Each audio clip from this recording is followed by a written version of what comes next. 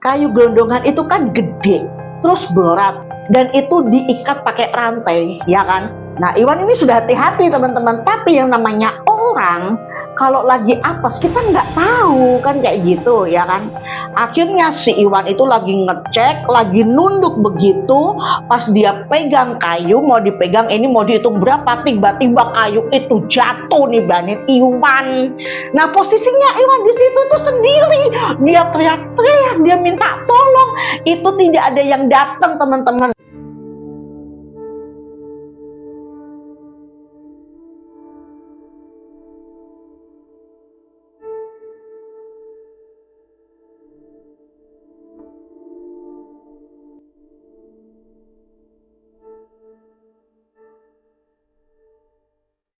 Halo teman-teman, Assalamualaikum warahmatullahi wabarakatuh. Kembali lagi di channel Mata Batin Rena bersama saya Harina Widya. Oke teman-teman, apa kabarnya? Semoga baik-baik saja dan selalu dalam lindungan Allah Subhanahu wa Ta'ala. Amin. Oke teman-teman, kali ini aku mau bercerita tentang pesugihan. Nah, pesugihan itu banyak macamnya. Contohnya babi ngepet, buto ijo, tuyul, dan kandang bubrah. Nah, kali ini aku mau bercerita tentang pesugihan buto ijo yang dimana temenku hampir saja dijadikan tumbal oleh majikannya. Jahat banget kan, sadis ini. Kejadian ini terjadi sekitar tahun 90-an teman-teman. Nah, dimana di situ ada satu keluarga yang hidupnya pas-pasan mengandalkan dari suaminya yang kerja sebagai buruh. Suami istri ini aku samarin aja ya namanya. Suaminya bernama Iwan dan istrinya bernama Sari. Nah, dengan dua anak perempuan. Anak pertama itu umur sekitar 10 tahun dan yang satunya lagi umur 7 tahun. Kok ini terus sih gue? Mereka ini hidup itu pas-pasan teman-teman. Karena Iwan kerja serabutan, kadang ada kerjaan, kadang tidak ada. Otomatis secara ekonomi Iwan ini kekurangan. Nah, bagaimana cara menyiasati supaya Iwan ini ada pemasukan untuk penghasilan? Iwan ini sering pergi ke kampung sebelah untuk mencari pekerjaan. Akhirnya si Iwan ini dapat info dari temennya di pabrik kayu lapis itu sedang membutuhkan karyawan untuk di gudang. Nah, dengan semangat si Iwan ini langsung datang ke sana teman-teman, ya kan? Dia tanya langsung ke mandornya, "Pak, saya mau tanya, di sini betul ada lowongan buat jaga gudang?" Dia bilang kayak gitu. "Oh iya, kamu dari mana?" kata Pak Mandor. "Saya dari kampung sebelah, Pak. Saya benar ini lagi butuh pekerjaan. Kalau boleh biar saya lah, Pak, kerja di sini," kata si Iwan. Akhirnya Mandor itu ngasih tahu, "Kamu kalau kerja di sini sistemnya gajian per minggu, setiap hari Sabtu karena hari Minggu libur, ya kan? Dan mulai besok pagi Iwan sudah mulai kerja." Akhirnya Iwan pulang kasih tahu istrinya, Bu, sini Bu." "Ah, kenapa ya?" dia bilang gitu. Kata istrinya, "Sini Bu, ayah sudah dapat pekerjaan di kampung sebelah sebagai penjaga gudang di kayu lapis." Seneng banget itu. "Alhamdulillah ya," dia bilang gitu. Kata si Sari, "Ya Bu, pokoknya besok pagi ayah harus mulai kerja, berangkat pagi pulang sore, hari Minggu libur, pokoknya harus semangat ya," kata si Sari. Ya, paginya ini si Iwan ini mulai kerja teman-teman. Setelah Iwan sampai di gudang, Iwan langsung menuju di mana yang ditugaskan Pak Mandor untuk jaga gudang. Nah, di gudang itu tugasnya Iwan cuma mencatat barang yang masuk, kayu gelondongan itu yang masuk ke gudang itu berapa dia catat, dan berapa kayu yang akan diproses jadi kayu lapis. Nah, itu dia catat juga, jangan sampai itu keliru kan kayak begitu. Nah, setelah sehari, 2 hari, 3 hari, Iwan itu bener-bener happy kerja karena kerjanya nggak capek gitu kan. Di suatu siang itu si Iwan ini lagi ngecek teman-teman, lagi ngecek berapa kayu yang lagi ada di gudang, stok yang di gudang nih, ya kan? Karena dia harus laporan supaya stok yang di gudang ini aman untuk proses pengolahan berikutnya, hari besoknya buat prosesnya gitu kan, bikin kayu lapis buat besok pagi kayak gitu. Jangan sampai stok yang di gudang ini kurang. Nah, akhirnya Iwan ini meneliti, berapa yang masih ada stok di gudang. Nah, kayu gelondongan itu kan gede, terus berat, dan itu diikat pakai rantai, ya kan? Nah, Iwan ini sudah hati-hati teman-teman, tapi yang namanya orang, kalau lagi apes, kita nggak tahu, kan kayak gitu, ya kan? Akhirnya si Iwan itu lagi ngecek, lagi nunduk begitu, pas dia pegang kayu, mau dipegang ini, mau dihitung berapa, tiba-tiba kayu itu jatuh nih banin Iwan. Nah, posisinya Iwan di situ tuh sendiri, dia teriak-teriak, dia minta tolong, itu tidak ada yang datang teman-teman. Nah, beberapa menit kemudian ada yang ngecek di gudang karena dia mau masukin barang.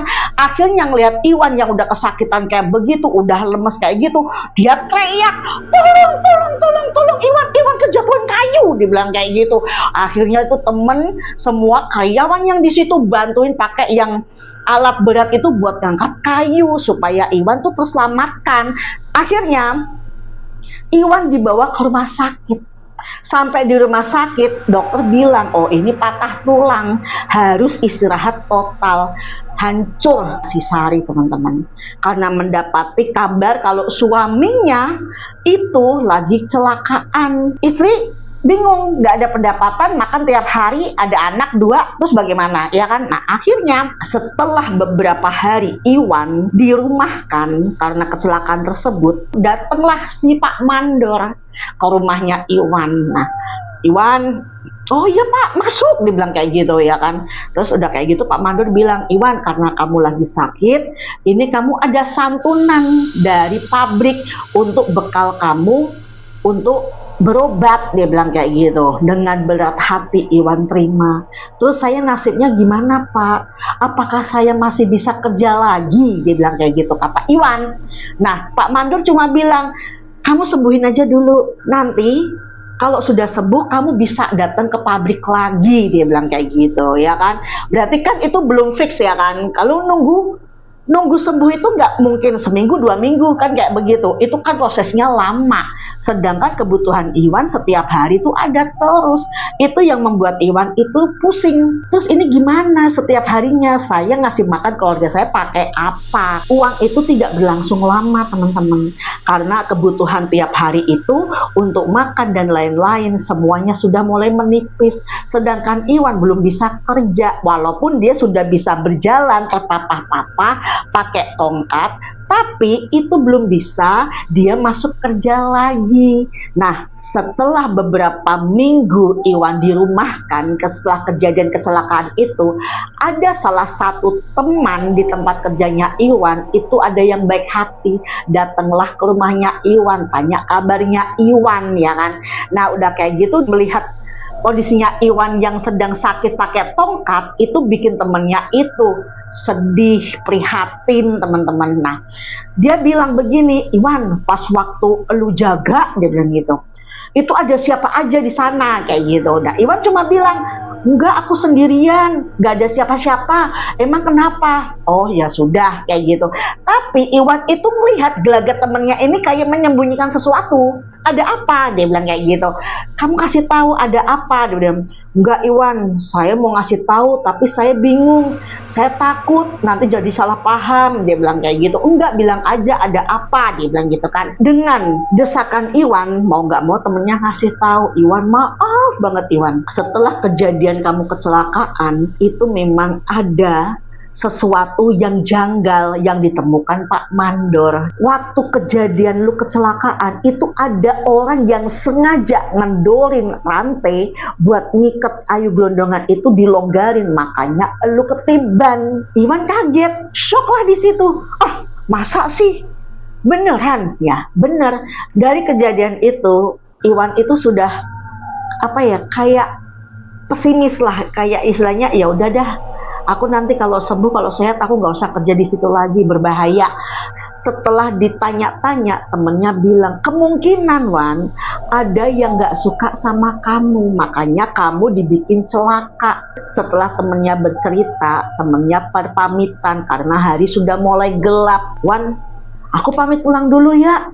Udah malam nih, kata temennya.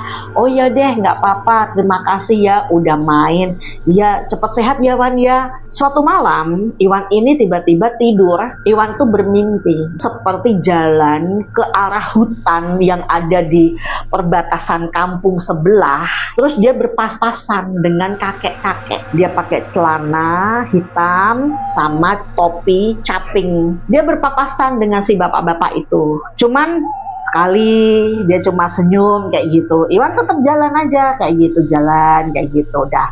Nah, besokannya Iwan juga sama, mimpi yang sama. Dia kayak jalan lurus di hutan begitu, papasan lagi sama laki-laki Parubaya itu lagi. Kali ini ditanya sama si bapak-bapak tadi, mau kemana nak, digituin.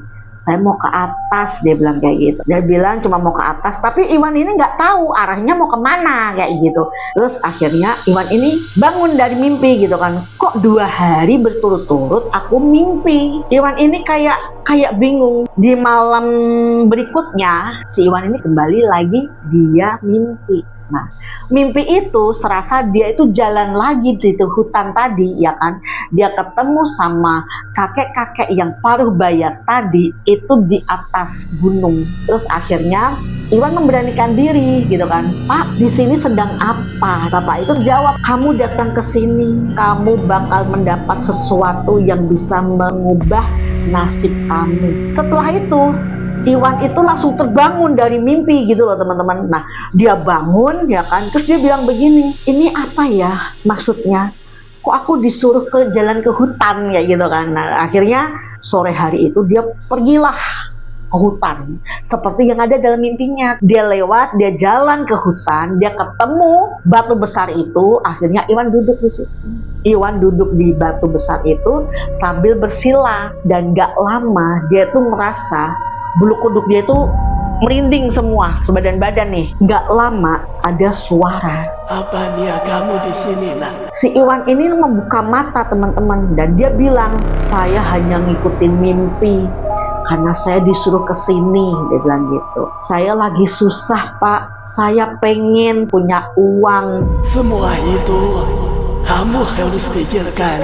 Karena apa yang akan kamu dapatkan akan ada yang harus dikorbankan. Jadi bapak itu ngasih tahu Iwan, kalau kamu mau menjadi orang kaya secara mendadak, kamu harus siapkan selimut warna hijau, tampah anyaman, sama bunga. Itu buat ritualnya. Kamu siapin di kamar yang gelap, jadi kamar kosong lah istilahnya. Akhirnya Iwan ini sampai rumah dan dia bercerita lah sama istrinya Sari. Si Sari ini bingung. Yah, tumbal. Siapa yang mau ditumbalin ya? Ayah bingung bu. Ayah juga nggak ngerti, dia bilang gitu. Tapi dengan kondisi ekonomi seperti ini kita tidak bisa bertahan bu. Terus gimana ya? Ibu nggak sanggup ya kalau harus kehilangan anak. Dia bilang kayak gitu.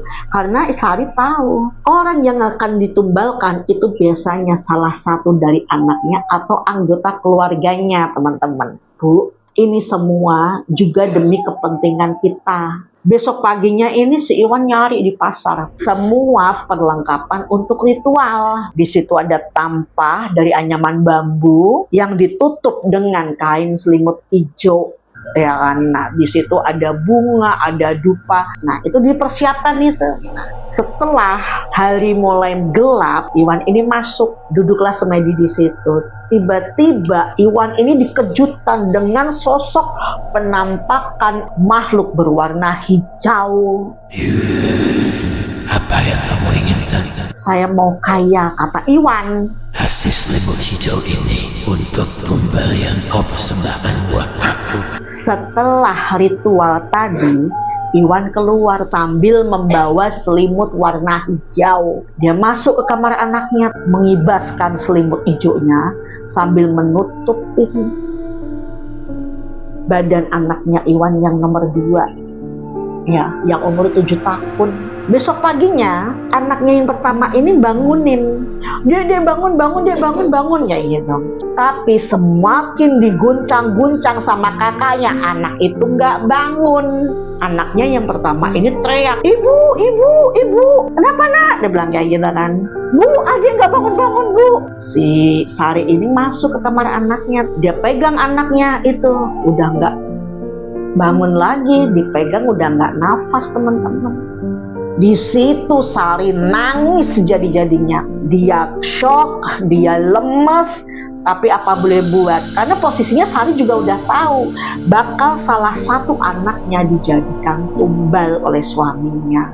Nah, akhirnya nggak lama, itu langsung warga berdatangan ke rumahnya Iwan, nelayat ceritanya. Setelah 7 hari meninggalnya anaknya yang kedua itu, Iwan ini datang ke kamar yang buat ritual. Iwan itu menyiapkan tampah dari anyaman bambu yang ditutup dengan selimut kain hijau. Setelah itu Iwan kembali ke kamarnya untuk istirahat. Besok pagi Iwan ngecek dan benar pas dibuka itu tampah duit semua.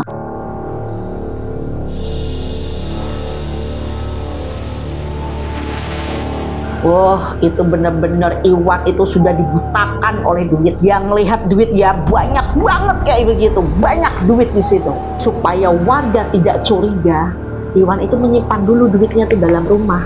Sampai sebulan, 2 bulan, akhirnya Iwan memberanikan diri untuk usaha buka warung kelontong. Semakin hari, semakin usahanya Iwan ini maju teman-teman. Setelah beberapa bulan, si Sari ini bilang sama suaminya, ya kayaknya aku hamil. Akhirnya, dengan kondisi Sari yang sedang hamil, ya kan nggak bisa bantu warung. Sari dan Iwan ini memutuskan mencari pembantu yang bisa merangkap dengan pekerjaan di rumah, bebenah sekaligus kalau udah selesai baru bantu di warung. Nah, akhirnya Iwan ini dapat pembantu dari desa sebelah. Lama bulan, akhirnya kandungan kehamilan si Sari ini sudah membesar dan waktunya lahiran teman-teman. Si Sari ini melahirkan anak laki-laki. Wow, itu benar-benar Iwan senang sekali melihat kehadiran anaknya yang baru lahir ini, laki-laki. Jangka beberapa bulan, Iwan ini ditagih sama Buto Ijo untuk menyiapkan tumbal berikutnya. Iwan ini berat hati mau ngasih anaknya. Dia nggak mau anaknya kena lagi. Dia mau menumbalkan karyawannya teman-teman. Akhirnya Iwan ini menyiapkan selimut hijau untuk dikasih ke pembantunya. Nah, malam itu dia bilang, Bi, ini selimut hijau. Bibi pakai aja ya biar nggak kedinginan. Nah, si Bibi itu seneng ya kan. Dia tahu, oh ya makasih Pak Iwan. Aduh kebenaran saya juga belum beli selimut, kata pembantunya. Akhirnya pembantu itu bawalah masuk ke kamarnya pembantu buat istirahat. Akhirnya pembantu itu ngerasa ada yang ganjil. Dia ngerasa dadanya kayak ditiban, nyesek, berat, sampai dia bilang gini susah nafas, sampai kakinya mancal-mancal kayak gitu. Itu kayak orang lagi ketiban sesuatu yang benar-benar besar, dan sampai dia ngerasa tenggorokan dia ini ya, leher ini kayak dicekek. Dia udah nggak bisa teriak-teriak, cuma kayak gitu. Akhirnya pembantu itu mati lemes teman-teman. Pagi hari waktu si Sari mau bangunin dia, ini Sari ketok pintu. Bi, cuman dari dalam tidak ada sautan. Dia ketok sekencang itu dia nggak bangun. Dia bilang lah sama Iwan, yah itu si Bibi dibangunin kok nggak bangun-bangun ya. Akhirnya Iwan ini langsung dobrak pintu, ceger. Nah, sampai di situ, astagfirullahaladzim, itu posisi Bibi tidur dengan mata melotot, mulut menganga, dan posisi itu kayak dia menahan sesuatu begitu. Itu benar-benar sadis, dan itu benar-benar bikin kok matinya nggak masuk akal kayak gitu loh. Bukan mati yang istilahnya kayak orang nahan sakit gitu kan. Dan akhirnya warga digemparkan. Orang bilang, oh itu serangan jantung. Zaman dulu mana ada pikiran, oh ya diotopsi, itu nggak ada. Karena di kampung kan, jadi dia bilang mungkin serangan jantung, dia bilang kayak gitu. Akhirnya jenazah dibawa ke kampung sebelah, di tempat mana dia berasal, di desa sebelah ya kan. Akhirnya istrinya bilang, ya kita cari dong pembantu satu sama yang ngomong Andi satu, jadi aku nggak terlalu capek. Akhirnya Iwan ini setuju. Besokannya dia carilah lewat warga, barangkali ada yang mau kerja sama dia. Itu setelah kejadian 2 atau 3 minggu setelah pembantunya itu meninggal. Akhirnya setelah mencari, besokannya ada yang datang. Permisi, ke warungnya Iwan. Ya, gitu kan kata Iwan. Maaf Pak Iwan, mau tanya, Bapak lagi butuh karyawan? Dia bilang gitu.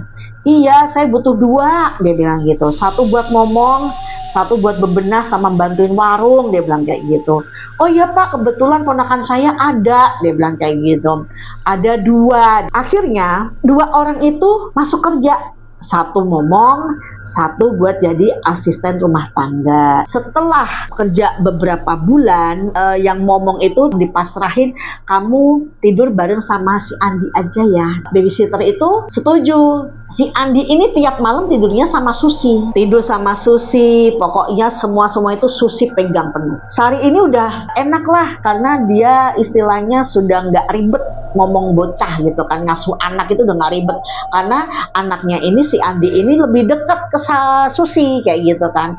Nah si Ipah ini setelah beberes di rumahnya Sari, dia bantuin di warung itu sampai tutup toko. Nah tokonya mungkin tutup itu sekitar jam 9 malam gitu kan. Setelah Andi ini berumur 1,5 tahun, lagi-lagi Iwan ini ditagih sama Bu Toijo, teman-teman. Dia bilang kamu harus menyiapkan tumbal berikutnya. Di sini dia juga nggak mau menumbalkan anaknya. Nah gimana nih caranya Iwan supaya anaknya itu nggak jadi ditumbalkan? Ya dia cari orang lain buat ditumbalin. Nah niat jahatnya Iwan ini tertuju sama susternya Andi.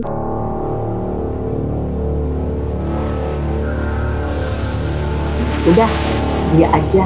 Nah setelah berunding sama si Sari, Bu, ini kayaknya kita harus nyiapin tumbal berikutnya, babysitternya Andi aja. Akhirnya setelah waktu yang ditentukan oleh Iwan, malam Jumat itu Iwan ngetok pintunya pembantu. Itu habis Isya, sekitar jam 7:30. Tok tok tok tok. Sus gitu. Iya Pak, buka pintu cekrek. Kenapa Pak? Andi sudah tidur. Iya Pak, baru mau nidurin Andi. Nah, kenapa Pak? Ya gitu kata Susi kan.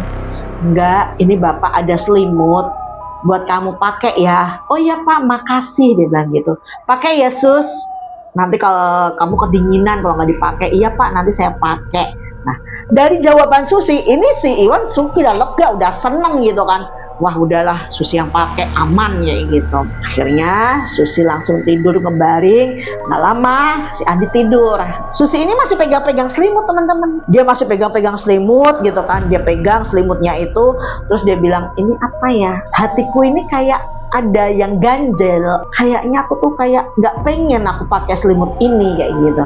Cuman pada bahasanya waktu itu si Susi ya udahlah pegang aja, nggak usah dipakai dulu kayak gitu. Tapi berhubung dia ngelihat si Andi ini kedinginan, akhirnya Susi makein selimut itu plek di tempatnya, di badannya Andi. Pas ditaruh di badannya Andi, tidak lama Susi ketiduran. Pas ketiduran lagi pules-pulesnya lep, si Andi itu langsung teriak kesakitan. Nah tiba-tiba Susi tuh kaget karena ngelihat Andi ini kayak orang kejang-kejang teman-teman, kejang-kejang kayak ngeronta-meronta kayak gitu. Dek, ada kenapa dek? Dia ada kenapa dek? Dia bilang kayak gitu. Dia tepok-tepok dia kenapa dek? Kayak gitu. Itu bener-bener selimutnya itu masih nempel di badannya Andi gitu kan. Semakin lama semakin lemes dan akhirnya Susi ini langsung lari ke kamarnya Iwan dan Sari. Ketok pintu, tok. Bu, Pak. Pas dibuka, ada apa Susi? Pak, adik Pak kejang Pak. Dia panik gitu kan. Bu, kejang kenapa? Dia bilang kayak gitu. Dia pikir dia demam. Karena anak kecil kalau demam pasti kejang gitu kan. Dia datang ke kamarnya Andi. Kenapa adik? Dia bilang, pas dipegang begini Andi sudah lemes. Pas dipegang hidungnya udah gak bernafas. Ayo, Di situ Sari dan Iwan itu emosi marah banget. Kenapa kamu pakaiin selimut itu buat Andi? Tuh, Iwan bilang begitu. Lah Susi bilang, lah Pak, Bapak kasih selimut ke saya. Saya itu nggak kedinginan karena ngelihat Andi kedinginan, saya selimutin Andi. Nah, kamu ini bukannya nurut kata-kata saya, buat kamu aja, dia bilang kayak gitu. Tapi di situ tuh bener-bener Susi tuh bingung, loh kenapa harus memaksa aku yang pakai selimut? Orang aku juga nggak kedinginan, ya aku kasih ke Andi. Ya, itu pikiran si Susi. Setelah kejadian itu, Susi ini bener-bener di rumah itu merasa dia tidak nyaman. Dia merasa kayak ketakutan tiba-tiba. Nanti dia kembali lagi, dia mengingat kejadian Andi yang kejang-kejang sampai mata melotot dan meraung-raung kesakitan itu membuat Susi ini bener-bener kayak orang kayak orang shock, stres kayak gitu kan. Nah akhirnya Susi ini memberanikan diri setelah 3 hari kematian itu. Bu, Pak, maaf, saya mau izin pulang dulu karena saya juga butuh istirahat, karena saya juga bingung di sini saya mau ngapain, karena posisinya kan yang dimomong sudah meninggal gitu kan. Oh ya sudah Sus, berapa lama pulang kampung, dia bilang gitu. Nggak tahu Pak, kemungkinan semingguan. Oh ya udah, tapi nanti balik lagi ya Sus. Iya Pak, insya Allah, kata Susi. Akhirnya Susi ini pulang kampung teman-teman. Pas pulang di kampung, Susi ini tetap aja banyak ngelamun, banyak bengong kayak orang stres kayak gitu kan. Akhirnya ibunya itu bilang, Sus kamu kenapa kamu banyakan bengong? Nggak apa-apa Bu, saya nggak apa-apa, dia bilang kayak gitu. Cuman dia ngejawabnya itu dia nggak ngelihat muka ibunya gitu loh. Dia cuma duduk aja begini, iya Bu nggak apa-apa Bu, kayak gitu. Ngelihat kejadian ada yang janggal, ibu ini bilang sama adiknya, dia punya adik laki-laki. Nah, adik laki-laki ini namanya Pak Ahmad. Nah, Pak Ahmad ini dia seorang ustadz yang ngaji anak-anak di musola di kampungnya Susi. Pak Ahmad ini ditelepon sama ibunya Susi. Akhirnya besokannya si Pak Ahmad itu datang ke rumahnya Susi. Pas sampai di sana dia ketok pintu. Susi itu lagi ada di ruang tamu dengan keadaan bengong kayak gitu. Ibunya Susi ini cerita sama si Pak Ahmad ini, aku minta tolong dong, si Susi ini kok aneh. Setelah pulang kerja dari kemarin dia aneh, banyak bengong. Akhirnya Susi udah ngambil air minum buat Pak Ahmad, disuguhkan, terus ditanyalah, Susi ini duduk gitu. Oh iya Paman, ada apa dia? Kamu kenapa kok sekarang sering bengong, digituin kan sama Pak Ahmad. Nggak apa-apa Paman, nggak kenapa-napa, dia bilang kayak gitu. Dia suruh ibunya Susi ambil air putih, terus dia pegang tuh sama Pak Ahmad, dibacain doa gitu kan. Terus akhirnya Susi suruh minum. Ini Sus, kamu minum. Ini apa Paman? Gitu. Itu cuma air putih, kamu minum aja, dia bilang kayak gitu. Baca bismillah ya. Susi minum air putih. Si Susi ini agak tenang tuh. Nah, Sus kamu nanti mau balik kerja lagi? Kata si Paman. Iya Paman, saya izinnya cuma seminggu. Setelah itu, si Paman ini pamitan sama ibunya Susi. Mbak, nanti malam saya mau terawang Susi dulu ya. Karena saya ngelihat ada yang aneh di badannya Susi, dia bilang gitu. Oh ya Dek, aku minta tolong ya, dia bilang kayak gitu. Pokoknya sebelum dia balik ke tempat kerja, aku pengen Susi sembuh, dia bilang kayak gitu.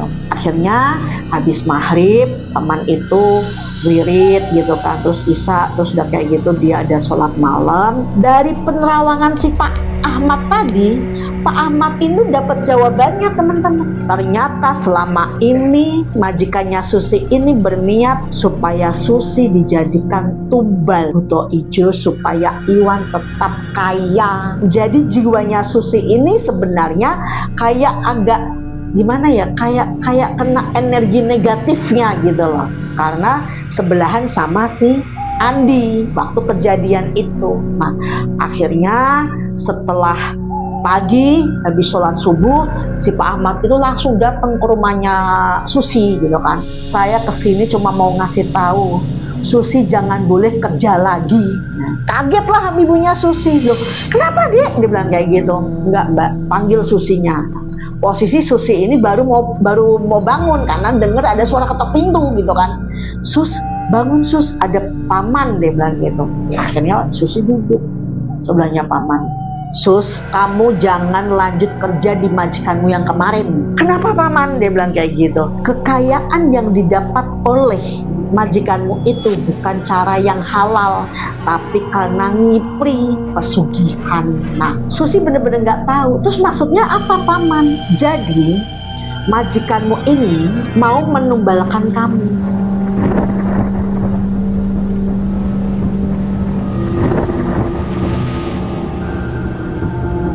Tuh langsung ibunya Susi bilang, astagfirullahaladzim nak, udah nak, jangan kerja lagi nak, udah cukup nak, kamu keluar dari sana, untung kamu masih selamat nak. Itu kata si ibunya Susi. Dan akhirnya si paman ini ngasih air yang berupa dikasih bacaan doa-doa, suruh Susi minum dan basuh muka sama buat yang ditengkuk sini. Dari situ Susi suruh istighfar.